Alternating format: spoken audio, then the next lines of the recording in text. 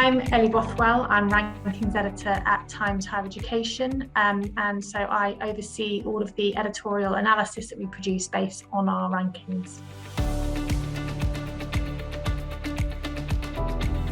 The Gender Equality Report is a white paper that we published in the spring, and the idea was to look at how universities across the world are performing when it comes to gender equality, in terms of their student and academic recruitment, in terms of their teaching, their research, and also their outreach work in the local community.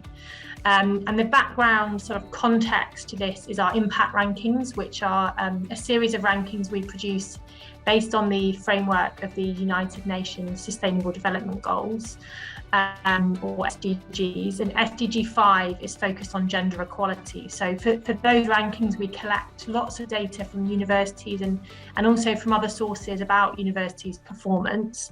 And when we publish the rankings, you see a sort of broad overview of that performance, but the idea of the Gender Equality Report was to delve into more of that data, to look at the detail of how universities are doing and how they are progressing. And I should also say that the report was produced in collaboration with an institute at UNESCO, the International Institute for Higher Education in Latin America and the Caribbean. And it's in two parts, one that we published on International Women's Day in March, and one that we published last month in May. And the second part not only includes THE data from the rankings, but also data from other sources, including UNESCO. Well, we know that broadly gender equality has come a long way in recent decades and years. We know that there are more women with access to education and in senior leadership positions.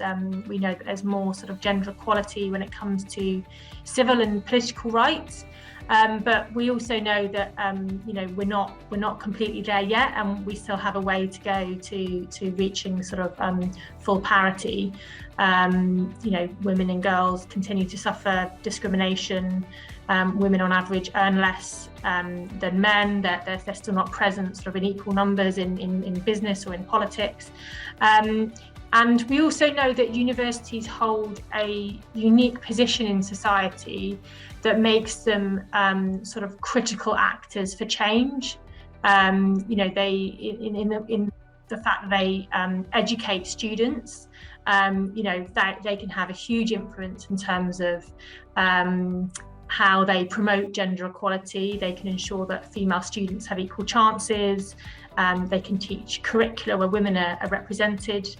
Also through their research, they can sort of expose some of the types of discrimination and ensure that data sets include the perspectives of women.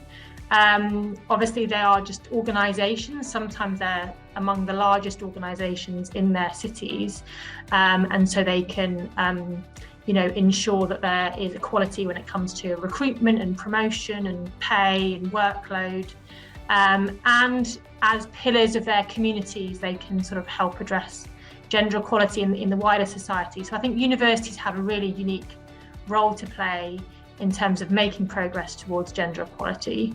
So I think that's why it's important. And as well as lots of data analysis in the reports, there are also case studies on institutions and on countries and recommendations for universities. So the idea is not just to be looking at their performance, but also to be looking forward as well.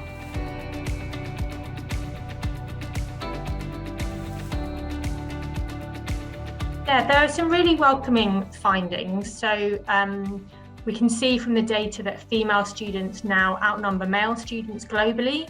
There are 54% of students are women or were women in 2019, which is the sort of base of the data that we were looking at.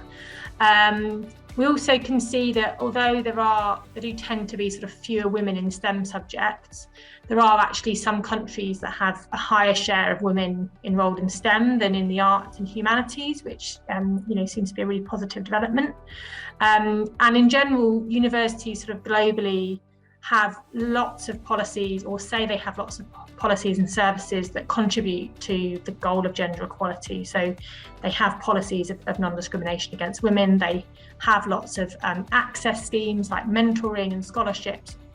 But I think there are some important lessons for universities to learn as well. So while I said that universities said that they had those various policies and services, in lots of cases, universities weren't able to provide us with the sort of relevant evidence of those policies and services, which we see as a problem for a few reasons. I mean, partly it suggests that while certain sort of guidelines or codes might ostensibly be in place, they're not necessarily being implemented properly, or they're not being communicated properly, which suggests that sort of students and staff might not know about them either, and that then means they're likely to have a limited impact. And it also, I think, just raises questions about how transparent universities are about their progress towards gender equality. So I think that would be a sort of important finding around universities just being more sort of transparent around what policies they have. And another, I think, interesting finding that's maybe a bit of a lesson as well is that we know that lots of universities have targets around getting more women into STEM subjects, particularly at the student level, but filtering that through at the academic level. But the data that we have does show that actually there is an overrepresentation of women in some STEM subjects, and an underrepresentation of men in other disciplines like care-oriented disciplines like psychology and education. So one of the suggestions that we'd have is for there to be more sort of nuanced discussions and actions around gender equality than simply recruiting more women into STEM, and that universities should be looking at kind of more nuanced or granular data than simply sort of STEM versus humanities, to ensure that any gender equality measures they have are actually sort of targeted appropriately. Yeah, so there are some global trends, but yeah, the report goes into quite a lot of detail about differences by country and region. So in terms of a few examples, I mean, we can see that universities in Oceania tend to be furthest ahead in their commitment to gender equality. So Australian and New Zealand universities tend to be doing sort of the most well in terms of gender equality. We can see that in general across the world, more universities are reporting data on their performance on gender equality, but we see particular growth in Asia. And actually it's in Asia where there are several countries where there are a higher share of women in some STEM degrees than there are in arts and humanities, which is interesting because we don't necessarily see so much gender equality in the kind of senior leadership teams at Asian universities, but we do see maybe more girls and women in STEM at a student level. And then we also can see that African universities tend to be the most equal when it comes to the shares of female students across different subject areas. And another sort of regional difference is around the types of measures that universities have to promote gender equality. So in Africa and Asia, the main focus is on access, in terms of sort of just getting women into universities. We see that in other regions too, but places in Oceania and in North America are more likely to focus on kind of supporting those students and academics when they get into institutions than universities are in Africa and Asia. So yeah, there are a few regional differences.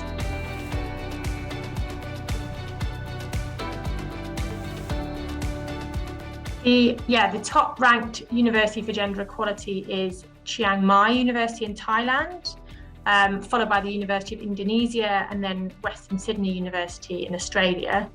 And all three universities got a score of over 80 out of 100 across all of the gender equality metrics. So you can see they're all sort of performing very strongly. I mean, the gender equality ranking measures universities on their teaching, their research, their outreach work, and also their stewardship. So it does look sort of across the whole board, and in general, universities that perform well have to be sort of, ticking all of those kind of 4 areas really. So they have to have, be quite kind of comprehensive in terms of their performance against gender equality. But in terms of some specific metrics, I can see that all 3 of those universities score highly in terms of having quite a high number of research publications that relate to the topic of gender equality. They also all encourage students to apply in subject areas where typically women are underrepresented, and they have policies that not only sort of anti-discrimination policies, but they have policies that sort of protect those within institutions who report discrimination, which is obviously really important in terms of making progress. So yeah, those are some of the specific metrics, but in general, to sort of perform well, you have to be doing work across the 4 key areas that we measure. Well, I'd hope universities would care about it just from a point of view of treating women equally to men and not tolerating discrimination, because they did care because it's the right thing to do. But I think we also know that there are reasons why universities should care about it, not just from a justice perspective, but also from a business perspective. So we know that the more diverse and inclusive organisations are, the more creative and innovative they are too. That's true for students in the classroom, for academics in research, but also in terms of the sort of administrative side of organisations. And another point, I guess, would be that in terms of the Sustainable Development Goals, we're not going to sort of develop the world sustainably if the needs of more than half of the population are not addressed. So there are lots of reasons why universities should care, but those are maybe a few nuggets.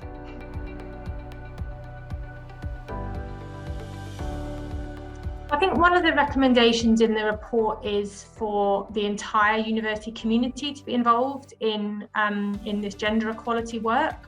And that involvement can take various forms, but I guess broadly in terms of sort of identifying examples of gender bias and then devising solutions to help tackle that. So yeah, I'd certainly encourage students to get involved, to make their voices heard, to work with staff and academics where they can to help bring about change, and to sort of try and use their voice effectively to bring about that. I mean, there are some useful examples in the report as well of some student-led initiatives at universities that have been successful. So there is a Pan-African movement called #CampusMeToo to end sexual harassment.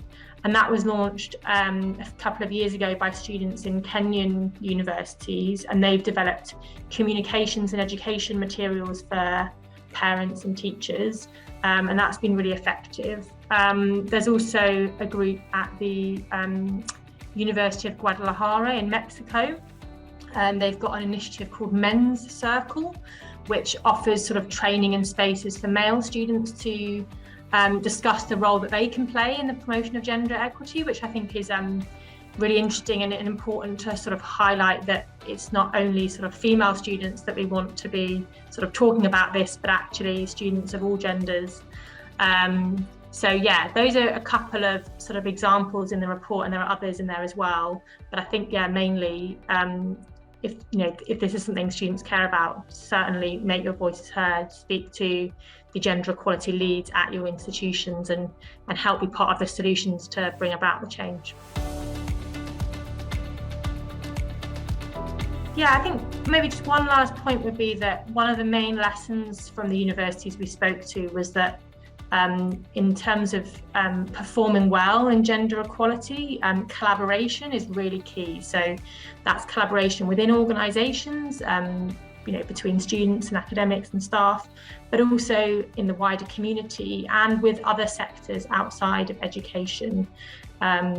we'll make the most progress on gender equality if we work together and learn from each other. And I think that's what we hope this report provides, or some data on global and regional trends, but also examples of what has worked well nationally and at institutions, so that the higher education sector can kind of make progress in what's a really important area.